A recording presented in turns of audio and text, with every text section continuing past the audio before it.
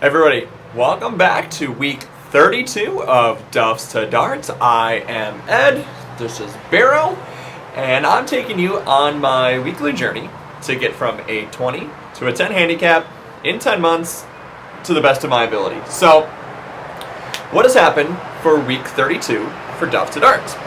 So, going into this week, one of the projects I needed to work on was to shoot a video, and I apologize for the background noise as I'm outside, was to shoot a video for the birdie ball review that I'm doing for Golficity. So, naturally, a lot of birdie ball practice. I took it out to the parking lot. It was very windy every day I went out there. I had some trouble as far as trying to shoot the video on most of the days, but I did get a lot of practice in.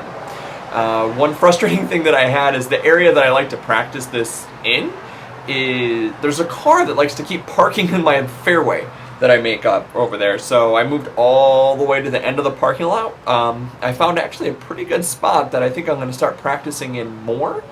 I was out there hitting a lot of shots that I've now been able to consistently strike my irons on, and it's starting to show more and more. I'll talk about that in a second.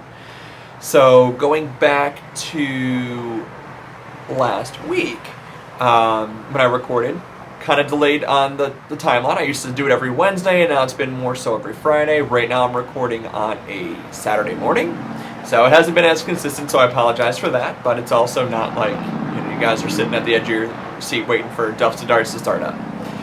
So last Sunday, I took my daughter with me out to play 9 holes at Boone Creek, where I always play. All the way to the green, baby girl.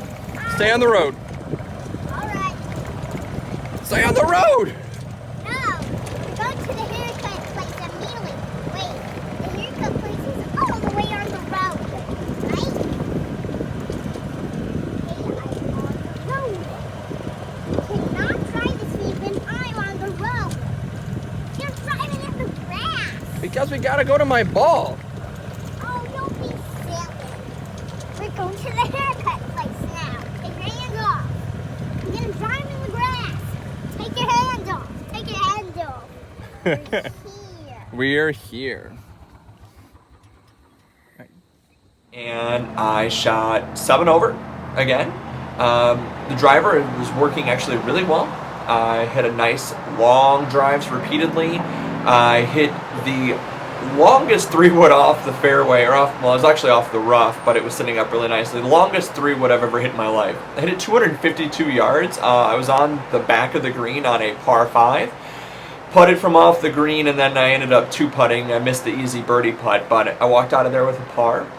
I lost 2 balls. So out of those 2 balls that I lost, to walk away with only a 7 over par really makes me pretty happy, because the way I've been striking my irons, the way I've been setting up, my approach has been better as far as my feet go. So making sure that my feet are positioned correctly, making sure the ball's positioned correctly, but more so making sure that the club face is positioned correctly. I noticed what I was doing for a little while this year is I was closing the face a little bit when I was hitting. So instead of having the ball lined up right between my feet, closer to my back foot on my 7, 8, 9 wedge, moving it backwards, I was still having a little more forward facing, and I was closing the club face up.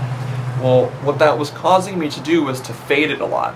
So I wasn't able to really hit a straight shot. I wasn't able to hit any draws all year because I was doing that.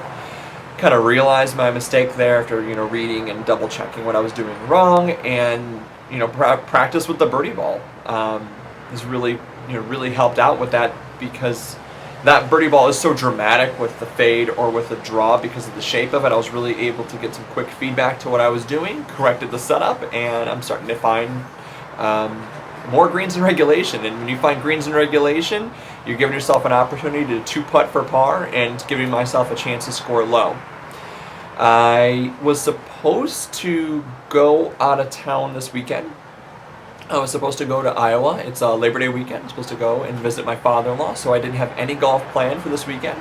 Unfortunately, Steve, he got sick. Got a virus that it wasn't best for us to travel out there, so we canceled our trip last minute. got really sick yesterday. So I was going to record this on Friday. We had the day off anyways. I got really sick, woke up, very nauseous, bad headache, and I was throwing up most of the morning. So worked out for the best. Weather's supposed to be good this weekend, so even though I didn't have any golf planned for this weekend, pretty good possibility that I'm going to go out at some point and play 9, maybe 18. I doubt it. That was one of the goals for the month of August, was to play 18 holes. I just don't think it's going to happen.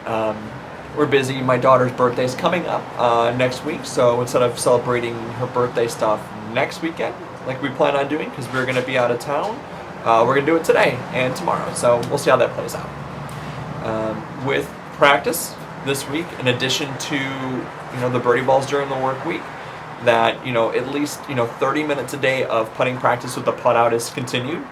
Doing that every single day that I can. I didn't do anything yesterday, like I mentioned a minute ago. Being sick, it wasn't a good idea. I was just very fatigued, very not healthy, so I didn't do any of that.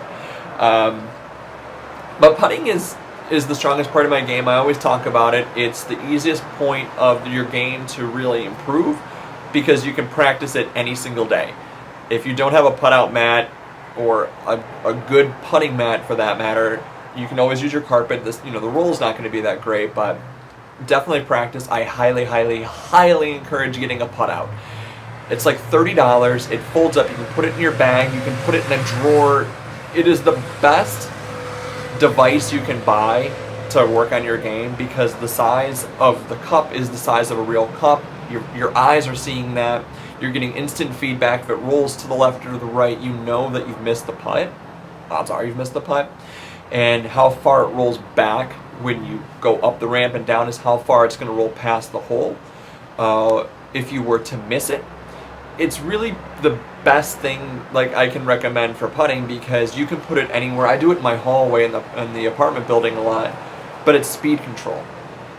I'm fully confident every single time I go to play golf, as long as I get a feel for the putting greens before I get out there, how they're going to roll, that I can make basically any putt. And there's times, even my round last week where I had a 4-footer for par, and I'm looking at the hole and I think to myself, you've made this putt 200 times this week, you've worked on 4-footers, you can make this putt, and I'm draining them. I even made I think a 15-footer to save bogey on one of the holes where I lost a ball.